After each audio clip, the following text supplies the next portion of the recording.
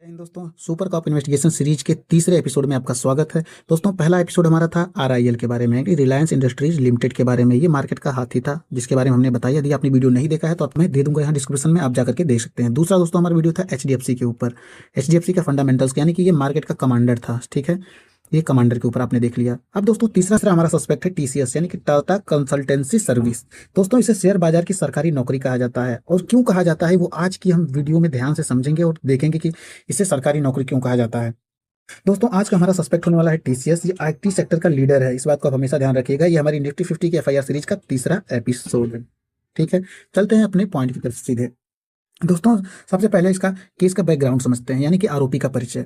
इसका स्टेटस है IT sector का गॉडफादर के रूप में समझते हैं इसको। आईटी सेक्टर का गॉडफादर इसे क्यों कहते हैं, या सरकारी नौकरी ऑफ द स्टॉक मार्केट इसे क्यों कहते हैं। इसकी रेपुटेशन एक बनी हुई है मार्केट में, टीसीएस इतना बेस्ट स्टॉक्स है क्योंकि रीजन इसके पीछे सिर्फ एक है दोस्तों, कंसिस्टेंट एंड सेफ। ये बात आप ध्यान से हमेशा याद रखिएगा दोस्तों, किसी भी स्टॉक्स के लिए ये सबसे मोस्ट इंपॉर्टेंट पॉइंट है, कंसिस्टेंट एंड सेफ। दोस्तों ये रॉक सॉलिड है, पत्थर की तरीके से स्ट्रांग है। ड्यूरिंग रिसेशन यानी कि मंदी के समय में भी ये ऐसे ही खड़ा रहा, कोरोना के समय में भी ये ऐसे ही खड़ा रहा, वार के समय में भी, युद्ध के समय में भी ये ऐसे ही खड़ा रहा। तो दोस्तों आज हम इसे सस्पेक्ट की लिस्ट में क्यों डाले हैं, आज हमारा ये सस्पेक्ट क्यों है आपको पता है, क्योंकि इस पे कुछ सवाल उठ रहे थे। और सवाल क्या थे, जांच के विषय है, उसके बारे में हम बात करेंगे। सवाल उठ रहे थे दोस्तों कि क्या टाटा का भरोसा महंगा हो गया है इस समय, इस टाटा ट्रस्ट एक्सपेंसिव, यानी कि ये महंगा हो गया है इस शेयर की प्राइस, इसके बारे में क्वेश्चन उठ रहा था दोस्तों। दूसरा है क्या एआई से खतरा है, इस एआई थ्रेट, एआई से खतरा है क्या टाटा टीसीएस को, इसके बारे में हम पूरी डिटेल में बात करने वाले हैं आज। तो चलिए बिना देरी किए हुए चलते हैं अपने टॉपिक की तरफ। और हाँ दोस्तों, आप डायरी और पेन निकाल लीजिए। यदि आप डायरी पेन नहीं निकालते हैं तो भी कोई दिक्कत नहीं है, टेंशन की। मैं इस पीडीएफ का लिंक अपने टेलीग्राम चैनल पर दे दूंगा, जिसका लिंक हमने दोस्तों इस वीडियो के डिस्क्रिप्शन में दे दिया हुआ है। ठीक है, और हाँ लास्ट तक बनी रहिएगा इस वीडियो में दोस्तों। हम आपको लास्ट में एक चीट शीट देने वाले हैं जिससे आप समझ पाएंगे कि कैसे किसी भी स्टॉक्स का फंडामेंटल एनालिसिस करते हैं। ठीक है, तो चलते हैं अपने पहले पॉइंट की तरफ। दोस्तों इन्वेस्टिगेशन में आज के हमारे जांच के कुछ मुख्य पॉइंट्स क्या होने वाले हैं उसके बारे में आज हम समझते हैं। इसका मुख्य पॉइंट होने वाला पहला है दोस्तों वैल्यूएशन, यानी कि ये महंगा है तो क्यों है, पीई एनालिसिस करेंगे इसके बारे में पूरा डिटेल में। और दूसरा दोस्तों है इफिशियंसी, इफिशियंसी मतलब आरओई दोस्तों, रिटर्न ऑन इक्विटी का 50% है, समझ लीजिए रिटर्न ऑन इक्विटी, यानी कि ये आपसे यदि 100 रुपये लेता है टीसीएस तो उसका 50 रुपये आपको ये कमा करके दे देता है। इस बात को आप याद रखिए, ये बहुत बड़ी बात है दोस्तों। ठीक है, अब तीसरे पॉइंट पे जाते हैं, डेप्ट यानी कि कर्जा। क्या सच में ये जीरो कर्जा है, यानी कि ये डेप्ट टू इक्विटी इसका जीरो है, इसके बारे में भी बात करने वाले हैं। और चौथा पॉइंट हो जाता है दोस्तों मोस्ट इंपॉर्टेंट, वो है डिविडेंड, यानी निवेशकों का एटीएम मशीन इसे कहा जाता है। निवेशक जो भी होते हैं उनका ये एटीएम मशीन है, जो भी दोस्तों 5 साल से लेकर के 10 साल तक इसमें इन्वेस्ट किए हुए हैं अपने पैसे को, उनके लिए एटीएम की तरीके से काम करता है। सिर्फ लॉन्ग समय के लिए आप इसमें रुकना जानिए, आप रुक सकते हैं तो समझ सकते हैं। और दोस्तों डिस्क्लेमर, ये वीडियो सिर्फ एजुकेशनल पर्पज के लिए, ऐसा नहीं है कि ये हमने अभी आपको बताया और आप जाकर के कल आंख बंद करके इन्वेस्टिंग करने लगे। ठीक है, अब चलते हैं अपने पहले एविडेंस की तरफ। हमारा पहला एविडेंस है दोस्तों पहचान और कद, यानी इसकी आइडेंटिटी क्या है मार्केट में और इसका साइज क्या है।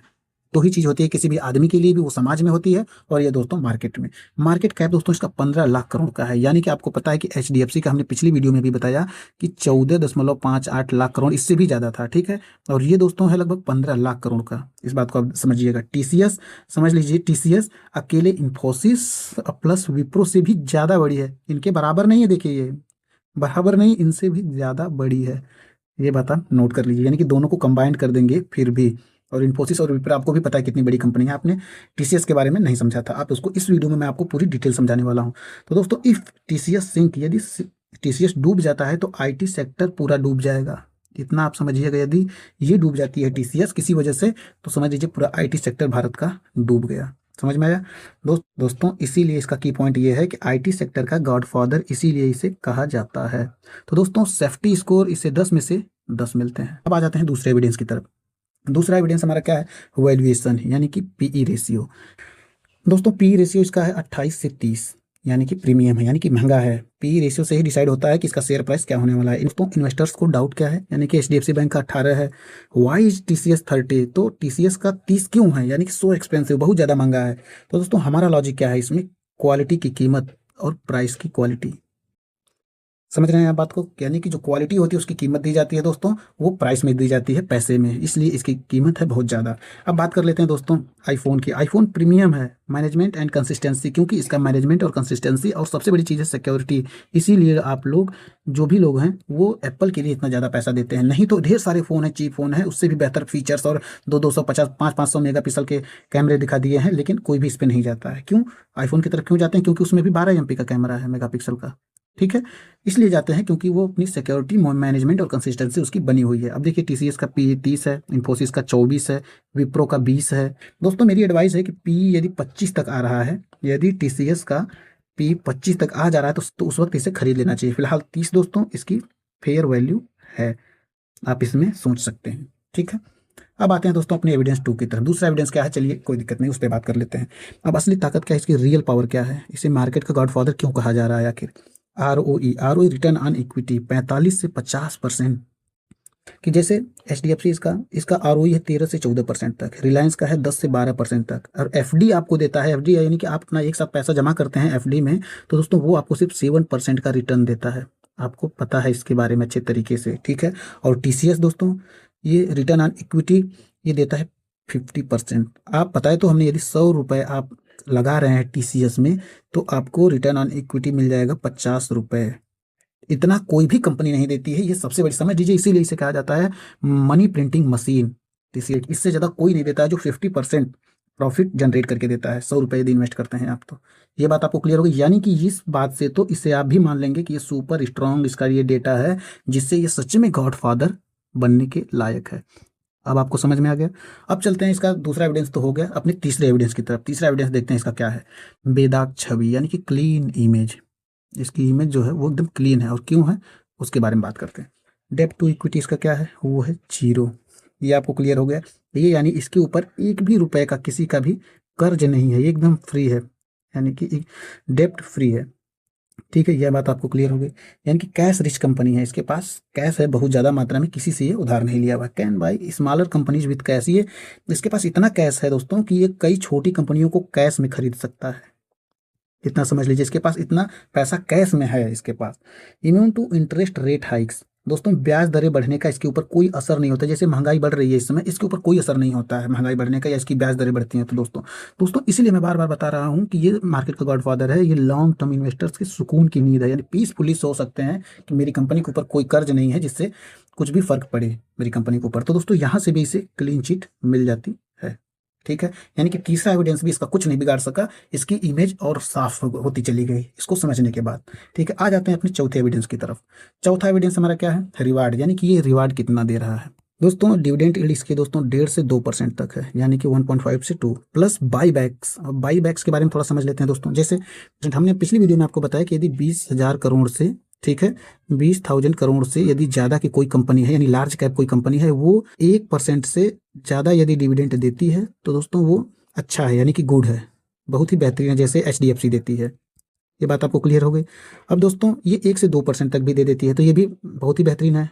ये बात आपको समझ में। अब दोस्तों इसका तीसरा पॉइंट है बाई बैक। बाई बैक का मतलब क्या होता है, यदि आपका शेयर प्राइस, आप मान लीजिए 100 रुपये पे इसको खरीदे और ये बढ़ते बढ़ते हो गया 200 रुपये, और आप बेचना चाहते हैं, तो कंपनी खुद ही आपका शेयर को प्रीमियम दामों पे खरीद लेती है, इसलिए इसे कहते हैं प्लस बाई बैक।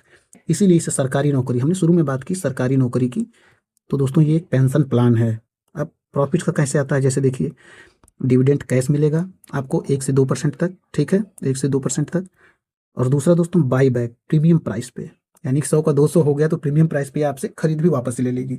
दोस्तों ये इसका मैनेजमेंट कॉन्फिडेंस दिखाता है, क्योंकि ये महंगी प्राइस पे आपसे अपना ही शेयर खरीद लेती है। सोच लीजिए, ये इसका कॉन्फिडेंस दिखाता है। समझ में आ गया।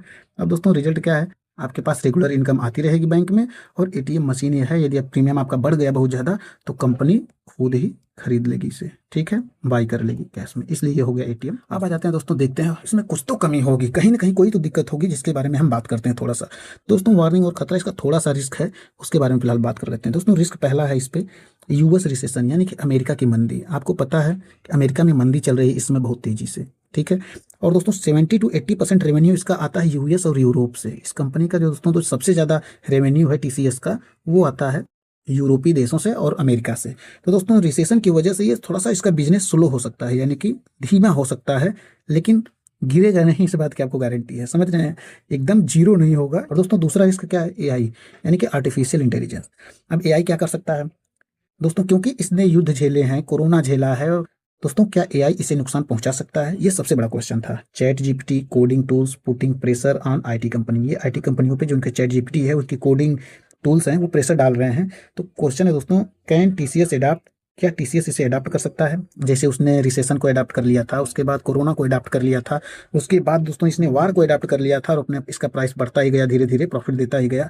तो क्या ये एआई को भी, आर्टिफिशियल इंटेलिजेंस को भी अडाप्ट कर लेगा? तो दोस्तों इसका रिव्यू है कीप आई ऑन दिस, इस दोस्तों इस पे बने रहना है, लेकिन कभी भी होशियार इन्वेस्टर्स आंख बंद करके कुछ भी नहीं करता, वो आई हमेशा आंख अपनी खुली रहता है इन दोनों रिस्क के ऊपर भी, जबकि इन दोनों रिस्क का बहुत ज्यादा फर्क नहीं पड़ने वाला है, यदि पड़ेगा तो भी 1% भी यदि चांस है पड़ने का, तो भी होशियार इन्वेस्टर्स इस पे नजर बनाए रखता है, क्योंकि ये बात पैसे की है। समझ में आया दोस्तों कि ऐसे एआई और यूजर्स रिसेशन की वजह से ये अपने अंदर बदलाव ला देगा कि कैसे सर्वाइव करना है, क्लियर हो गई। तो दोस्तों अब आ जाते हैं अपनी फाइनल वर्डिक्ट के ऊपर। दोस्तों ये मल्टी बैगर स्टॉक्स नहीं है, आपको पता है कि 1 रुपए का या 2 रुपए का या 5 रुपए का तो नहीं मिल रहा है कि जो रातें रात 2x हो जाए 3x हो जाए, ठीक है, ठीक है ना। नंबर 10x ओवरनाइट ही, एक रात में तो कुछ भी होगा नहीं। और दोस्तों ये पोर्टफोलियो एक एंकर की तरीके से है, हमने बताया कि प्रोटेक्ट ड्यूरिंग स्टॉर्म्स, ये दोस्तों तूफान के समय आपके पैसे को बचाएगा। यदि मार्केट में बहुत तेजी से गिर रहा है तो आपके पैसे को होल्ड रखेगा, ज़्यादा नुकसान नहीं होने देगा, ठीक है। अब दोस्तों रिकमेंडेशन क्या है, न्यू इन्वेस्टर्स फर्स्ट पिक, दोस्तों नए इन्वेस्टर्स जो होते हैं उनकी पहली पसंद होना चाहिए ये, और होती भी है पहली पसंद, क्योंकि कोई भी ROE 50% नहीं देता है। जो ज़्यादा पैसा कमाना चाहते हैं वो भी इसमें इन्वेस्ट करते हैं, ठीक है। स्टडी बाई एंड डिप, इसकी स्टडी क्या बनानी चाहिए, मैंने पहले ही आपको बता दिया है कि आंख बंद करके नहीं कूद जाना है, घर द्वार खेत बाड़ी सब बेच करके अपना पैसा इसमें लगा देना है। आपको थोड़ा थोड़ा बाई एंड डिप, आपको डिप पे बाई करनी है जब भी थोड़ा सा मार्केट गिरे।